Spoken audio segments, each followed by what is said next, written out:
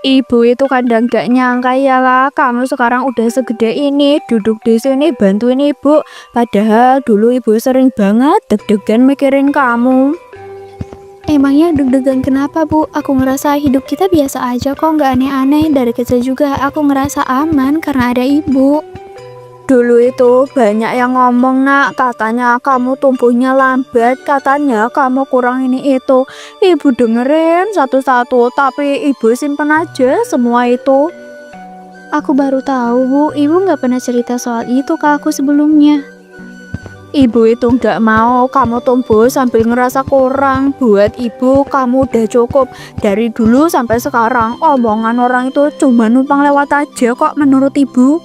Tapi ibu kepikiran kan waktu itu, namanya juga ibu pasti kepikiran walaupun nggak ditunjukin. Iya jelas ibu pasti kepikiran, tapi tiap hari lihat kamu ketawa, bisa mandiri, bisa ngerti orang lain, ibu ngerasa semua itu cuma omong kosong. Ibu itu bangga sama kamu nak, karena kamu tumbuh jadi anak yang punya hati baik dan lembut.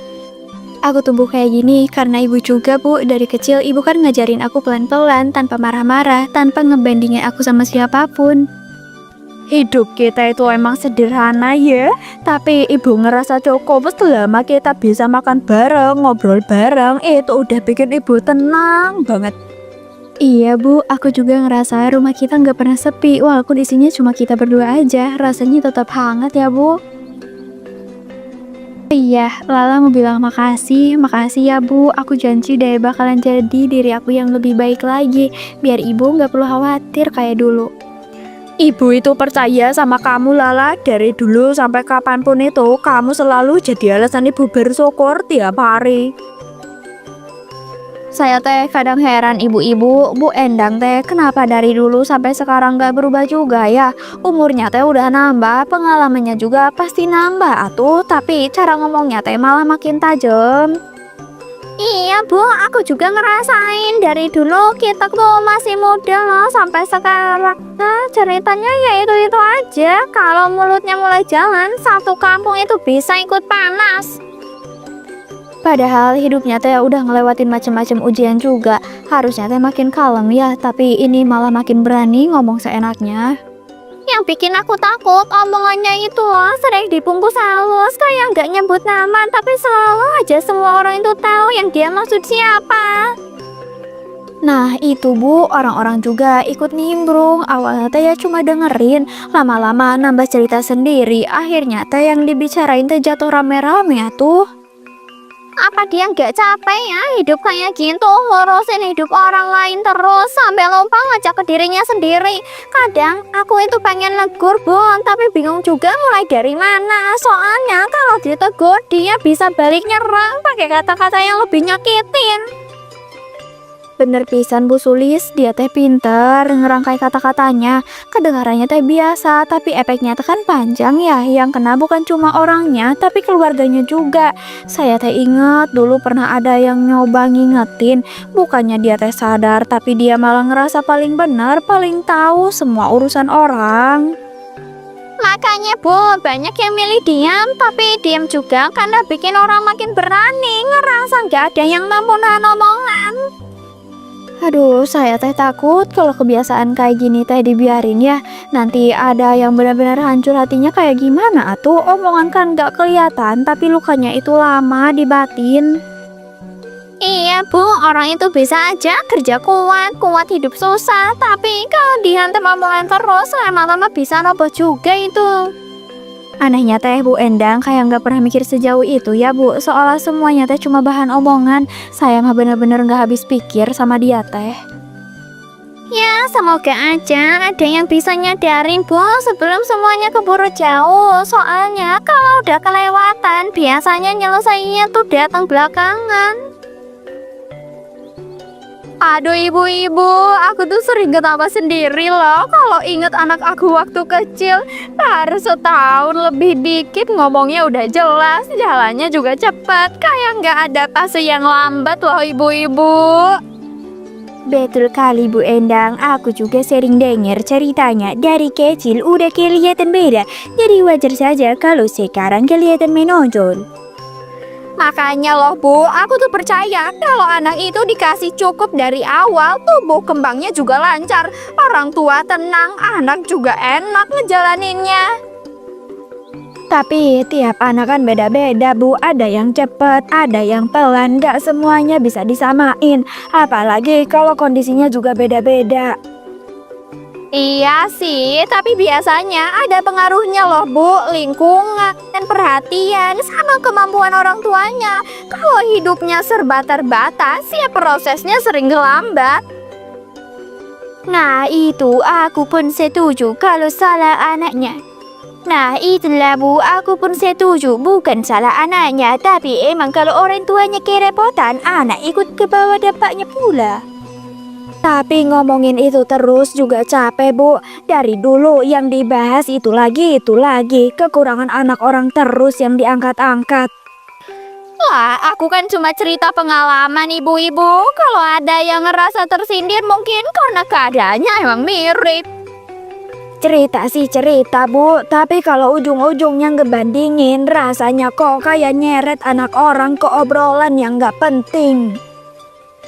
Alah, udahlah, namanya juga obrolan pasar Bu, nggak usah lah dibawa serius, kita ini cuma ngomong santai aja. Justru karena santai Bu Reni, kadang orang lupa kalau yang dibahas itu manusia, bukan barang. Anak-anak itu tumbuh punya waktunya masing-masing. Ya tapi kan hidup juga keras Bu, omongan orang itu pasti ada, tinggal kuat atau enggaknya aja buat nerima. Ini bukan soal kuat atau enggaknya Bu, kadang orang itu kuat kok, tapi dia itu capek dijadiin bahan cerita terus. Itu aja sih yang bikin aku muak. Ya udahlah, masing-masing punya cara mikirnya Bu. Yang penting aku tahu anak aku tuh aman, itu aja udah cukup buat aku.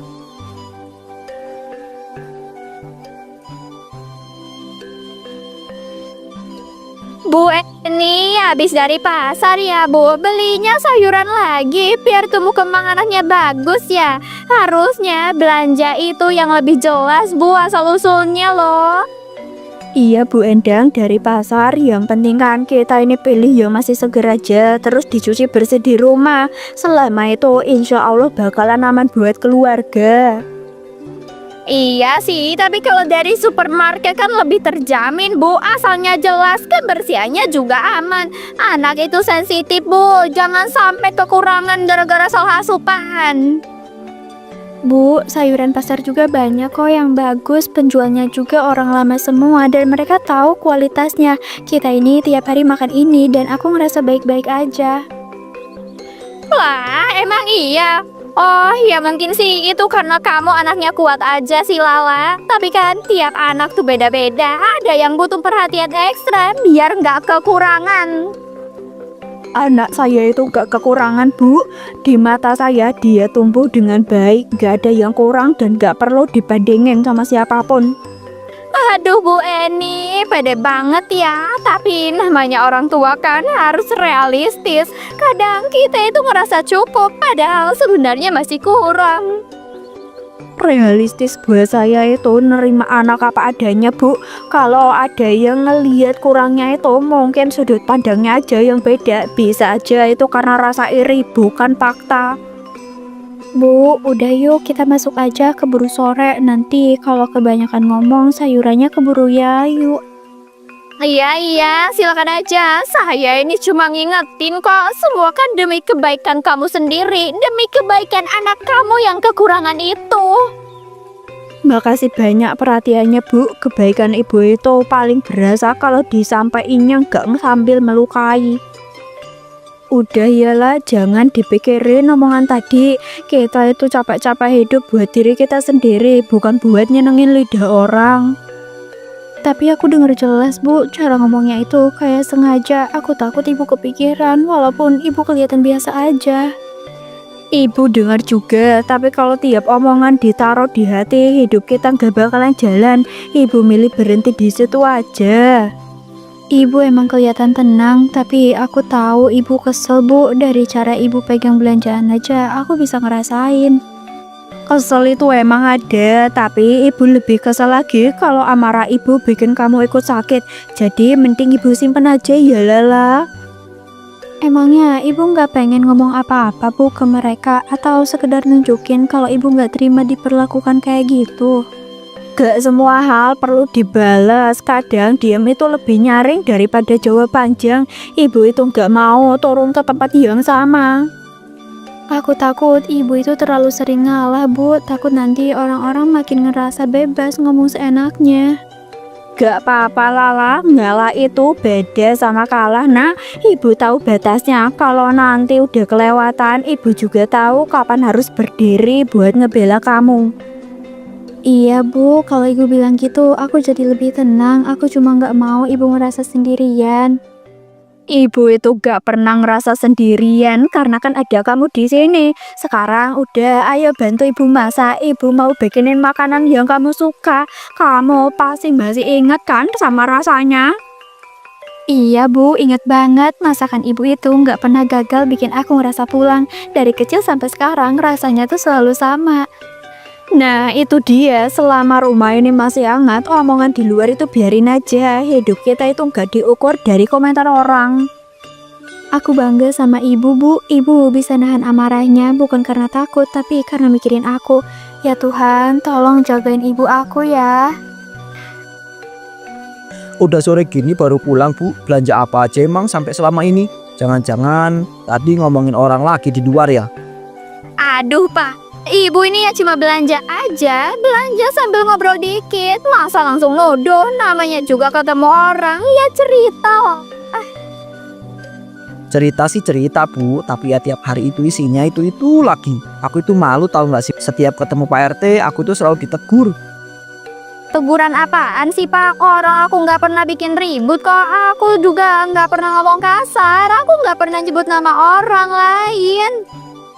Justru itu bu, kamu itu gak nyebut nama, tapi semua orang itu tahu arahnya kemana. Itu beda sama cerita biasa lo ya. Aku cuma ngomong apa yang aku lihat pak, aku nggak nambah-nambah cerita. Kalau orang baper ya itu bukan salah aku dong. Ngomong apa adanya itu beda sama ngeremehin. Apalagi kalau sudah nyenggol anak orang di depan umum, itu bukan cerita biasa lagi toh bu. Jadi sekarang aku harus diam aja pak, harus pura-pura semua baik-baik aja. Aku juga punya pengalaman hidup loh pak. Justru karena pengalaman hidup itu harusnya kamu lebih ngerti. Kita itu udah dikasih ujian berat bu, tapi kamu masih aja kayak gini. Anak kita dulu juga tumbuh luar biasa pak. Dari kecil pintar, mandiri, bikin orang kagum. Aku bangga itu. Aku juga bangga, tapi dia itu gak harus dibawa-bawa terus untuk ngerendahin orang lain. Aku nggak ngerendahin, aku cuma nginget pak. Dia itu bukti kalau cara ngurus anak itu penting. Udahlah pak, aku capek debat sama kamu. Aku tahu apa yang aku lakuin, kamu aja yang kebanyakan mikir. Pak, aku tadi dengar lagi loh cerita soal Bu Heni tentang anaknya yang dulu telat ngomong itu sampai sempat didiagnosis kelainan. Aduh bu, pasti itu dari Bu Endang lagi ya. Endang lagi. Tiap hari yang dibahas itu mulu. Aku itu sampai muak denger namanya disebut di mana-mana. Iya, tapi kan emang gitu kenyataannya pak. Katanya dulu si Lola itu kecilnya beda sama yang lain. Aku jadi mikir kok beda banget ya sama yang anak kita yang perkembangannya baik. Nah itu dia, kamu mulai ngebandingin padahal anak baru lahir ya. Jelas lah beda-beda tahapannya. Masa bayi belum bisa apa-apa langsung dibilang kurang? Aku kan cuma cerita pak, namanya juga denger omongan. Lagian Bu Endang juga sering cerita soal itu, kayaknya emang bener kok. Cerita itu cukup satu hal, tapi mengulang-ulang cerita orang sampai jadi cap jelek itu kan beda. Kamu sadar nggak? Tiap pengajian isinya gosip yang sama. Tapi kalau emang dulu anaknya sempat dibilang cacat, masa itu nggak boleh diceritain sih pak? Itu anak orang bu, bukan cerita lama buat dijadiin bahan perbandingan. Tumbuh kembang anak itu bertahap, bukan lomba. Siapa yang paling cepat? Aku cuma mikir kok anak kita kelihatannya cepet nangkep itu, jadi ya ke bawah bandingin aja. Nah itu bahayanya. Kamu tuh bangga sama anak sendiri boleh, tapi jangan sampai bangga itu menyakiti orang lain. Aku ini gak ada niat bandingin pak, aku ini gak ada niat jahat. Aku cuma ke bawah cerita tentang Bu Endang. Justru itu omongan Bu Endang tuh seperti api kecil. Kalau kamu itu bawa pulang terus kamu tiup, lama-lama jadi besar. Nanti tahu-tahu kebakaran di rumahnya. Ya udah Pak, aku juga jadi mikir kok obrolan kita makin kejam ya. Padahal yang dibahas itu anak kecil, sedangkan Lala kan gak tahu apa-apa dan dia juga gak milih jalan itu. Nah, kalau kamu itu udah merasa nggak enak, berarti hati kamu itu masih jalan. Jangan matiin itu cuma gara-gara cerita orang dong.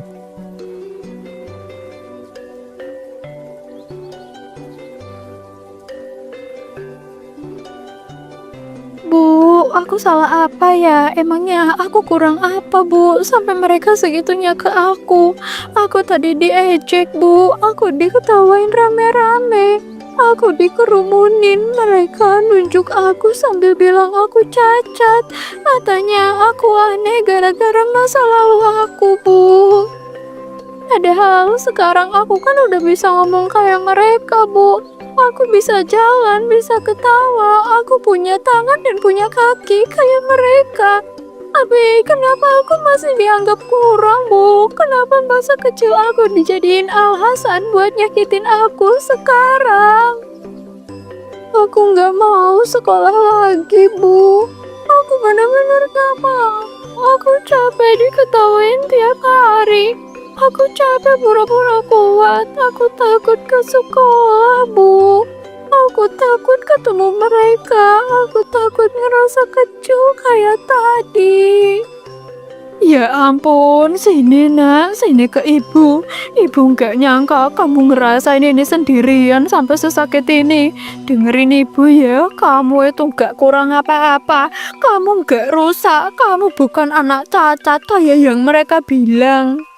Omongan mereka itu jahat nak, bukan karena kamu salah, tapi karena mereka nggak punya hati waktu ngomong.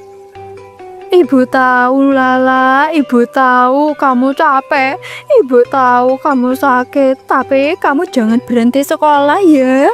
Pendidikan itu bekal kamu biar kamu gak jadi orang yang nyakitin orang lain kayak mereka. Ada ibu di sini nak, kamu gak sendirian. Kalau dunia jahat, ibu yang berdiri paling depan buat kamu. Aku cuma pengen berhenti sakit, Bu. Aku cuma pengen hidup biasa aja kayak mereka. Ya Tuhan, apa kesalahanku Tuhan? Apa dosaku sampai semua ini harus terjadi kepadaku? Setahu aku cuma jalan pelan-pelan, kerja jujur dan berusaha hidup lurus Tuhan. Lala itu anak baik. Aku didik semampuku. Aku gak pernah minta hidup mewah. Aku gak pernah minta dipuji, apalagi dibenci orang. Aku cuma pengen kamu ini ngelewatin tanpa dilukai. Tapi kenapa omongan mereka bisa sejauh itu? Kenapa kata-kata bisa jadi busuk, panjang dan jatuhnya ke anakku Tuhan? Kalau emang ini ujian, cukup aku aja yang ngerasain. Jangan Lala.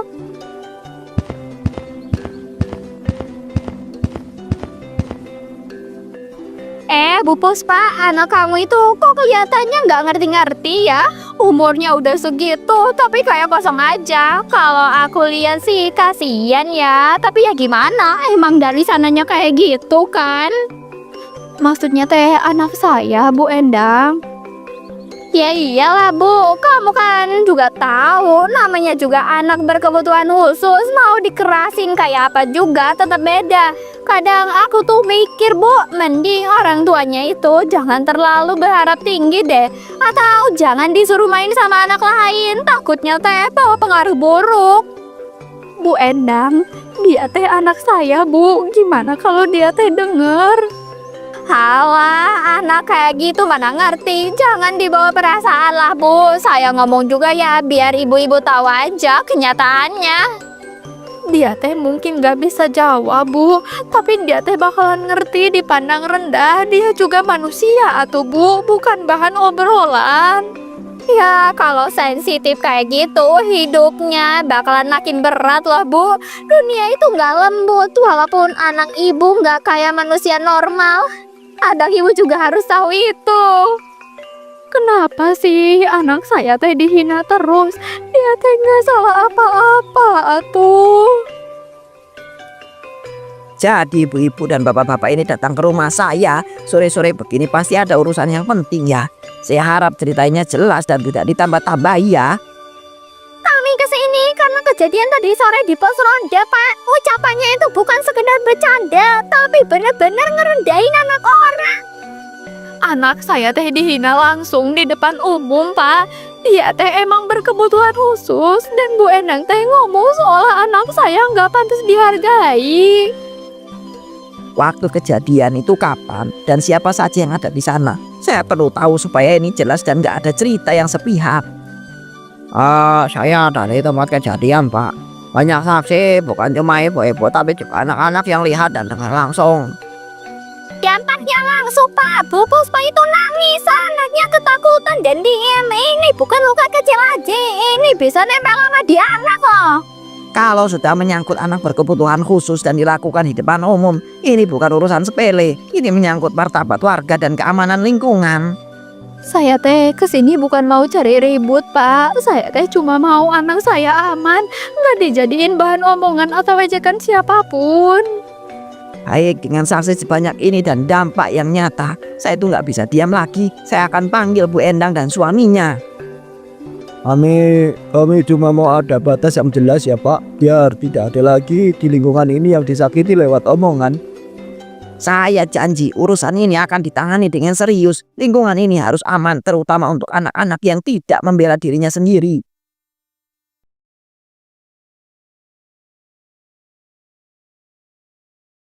Pak Jono datang sendiri begini, pasti ada hal penting.